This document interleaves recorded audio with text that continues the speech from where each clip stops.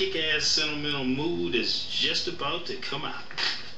I'm James Stroud, and Jerry Freeman, good afternoon to you, and tell me, what kind of mood are you in today? Sure you I'm not in a kick-ass mood, so you have nothing to worry about there. Okay. I'm just in a sentimental enough mood to hopefully answer your questions Well, congratulations on your book coming out, and I want to get right into it because I find this piece very exciting.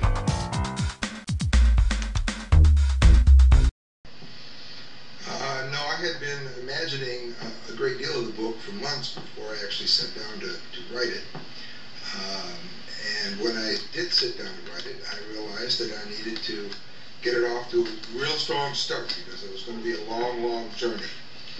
So for that reason, I relied on the action-adventure aspect of the book to get us off to a somewhat explosive beginning and get the characters moving, particularly the lead character, Gibson, who's carrying the weight on his shoulders. The first chapter gives him an opportunity to show his stuff, and so I think that the chase scene there in the first chapter through the old 5 market, trying to run down Carlotta Bustamante is a good scene. I'm still pretty happy with it, and I think it gets the momentum rolling to help pick the reader up and get him rolling and interested and hopefully carry him along for the next 750 pages.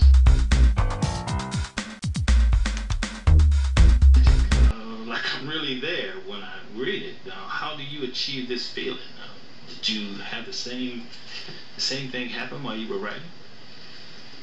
When I started the book, I knew that it was going to have to take place somewhere in the not too distant future, because the question that I set out to answer initially was, what would the world be like?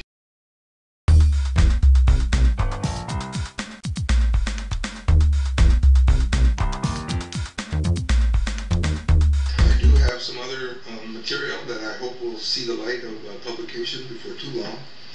I've been writing since I was in high school, but I got caught up in the war on poverty, and that took me in some other directions for a while. But I did come back to it and went back to graduate school, studied English up to the point where they wouldn't allow me to submit a creative thesis. And at that point, I decided enough of academia, and I started taking writing classes from the Loft and other writer organizations locally. And I wrote a lot of stories, and I wrote a novel many years ago now that I think I still am very fond of it, and I hope it maybe will be my next publication.